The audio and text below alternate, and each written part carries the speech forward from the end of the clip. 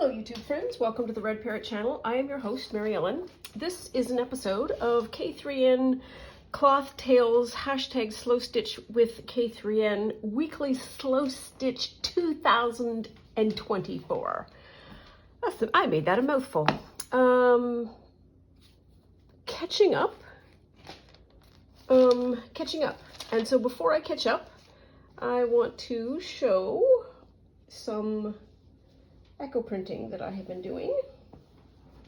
And we'll see how my memory serves to show you what I have been dyeing. So this has been using the iron, water, and steam method. This, which doesn't look like much, probably because it's not, is dandelion. So we got some splodges, which might be dirt, but I'm not mad because it is now not brilliant white. So there is value in just having a nice light tone. So that's one. I have 6 to show you. This next is eucalyptus leaves. And these are dried eucalyptus. You can see that they've gone almost like a peachy, orangey color. And I have a book that, well, I mean, heaven forbid I should actually read it for meaning. They say that you can get like an orange or a peach color out of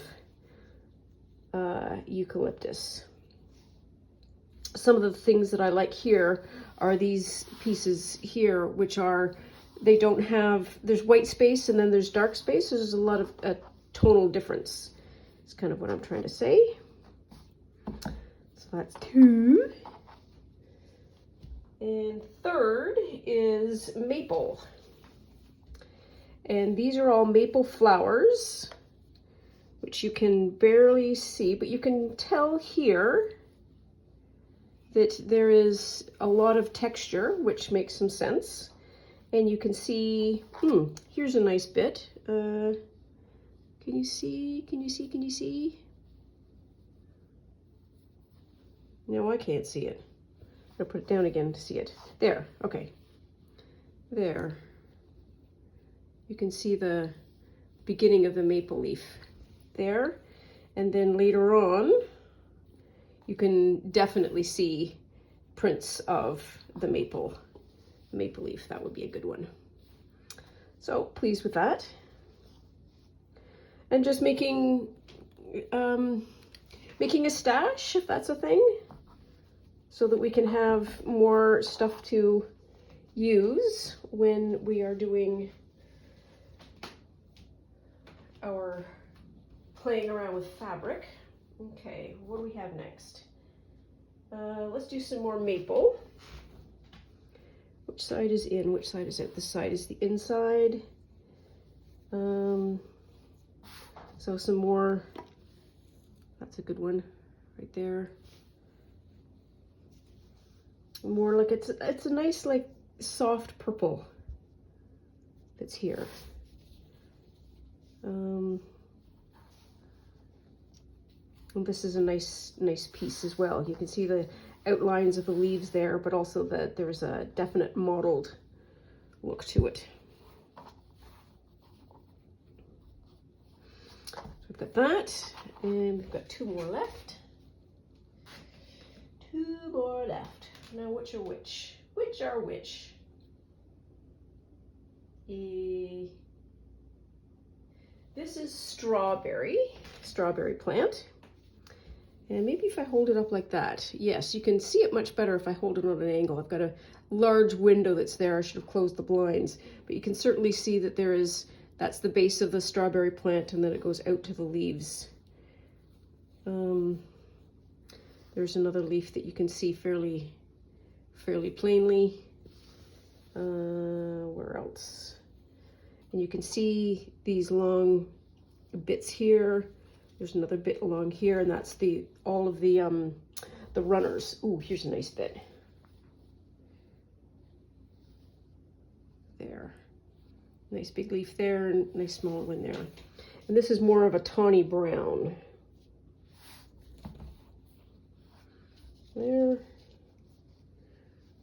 These are more or less just experiments.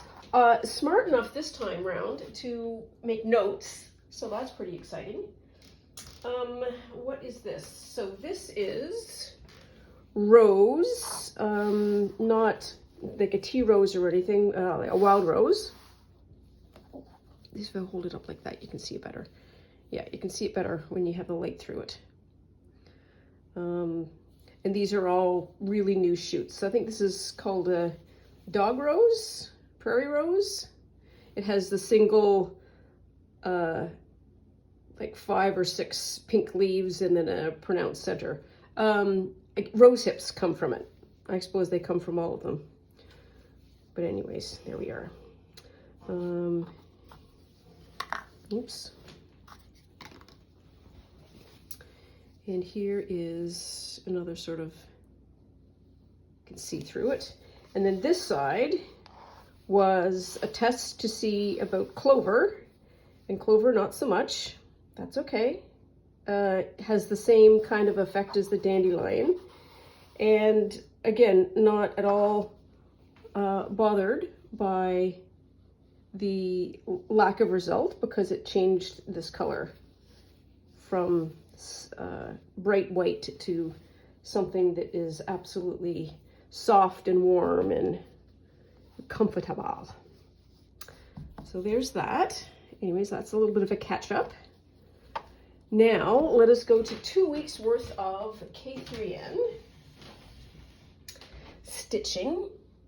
I had so this one is, which number is this one? The Earth Ocean Stitching on a Pattern.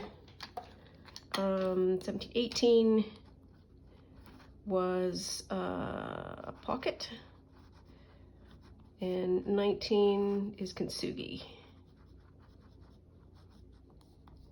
which I haven't started yet. We'll see that next week. So we've got 2 to review.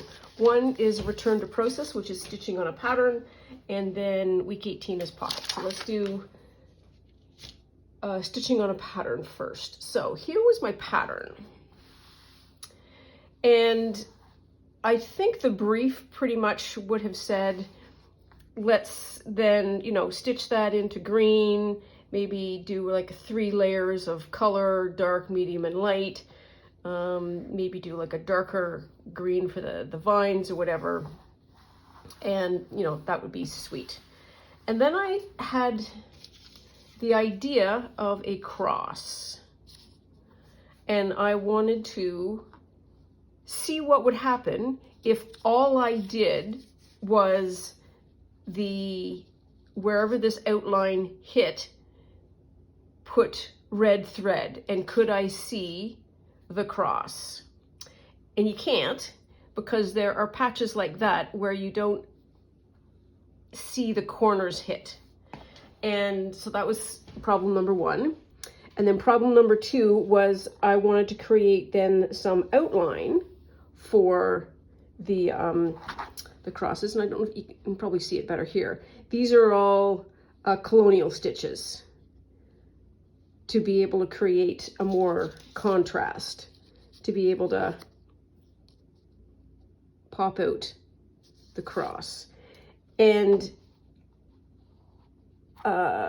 there's the back. No secrets.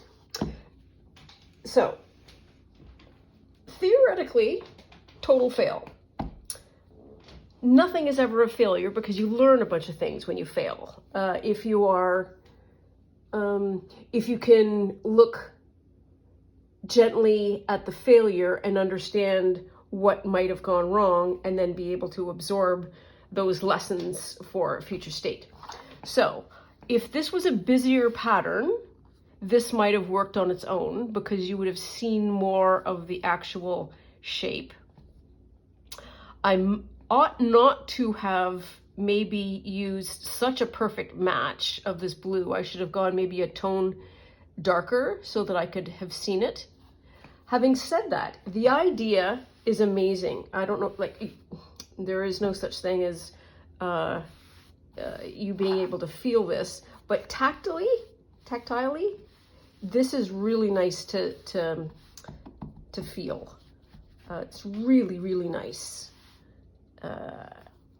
And so if you were making a quilt or something and there was a square where you had this as just the method, that would be nice. In any event, I wanted a red cross and I got one, and I got more information. So that's that one. And number 18 is a pocket. And this is my pocket. And so we will hold it up high so that you can see.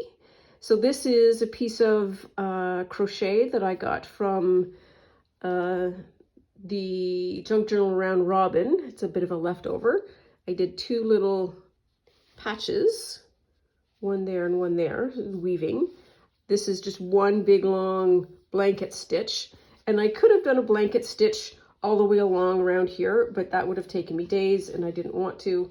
And this is a pocket that actually functions. So you could put something in there if you wanted to. As I am doing this, I am thinking it would be absolutely, is this clean? Yes, it is. So if you had a blanket like this, putting a Kleenex in there would be not only amusing, but totally functional. If you had a quilt of them, you could put, your Kleenex, your candy bars, your menthol, whatever. You could fill all your pockets full, and then you would have your blanket with your pockets. This is, I like this for a variety of reasons, not the least of which is the idea of putting on a slit pocket as opposed to a tuck down pocket. We have pockets that go, like that on a coat, and then you have a pocket like this. This is far more enclosed and would work much better, I think, on a blanket, because you could scrumple it around and nothing is gonna, it is gonna have a harder time falling out. So those are the updates for now. We are working on kintsugi this week. I need to go find some gold fabric, which I'm sure I have an abundance of, but I need to go find it. And we will see you next week. Thanks so much. I'll see you soon. Bye now.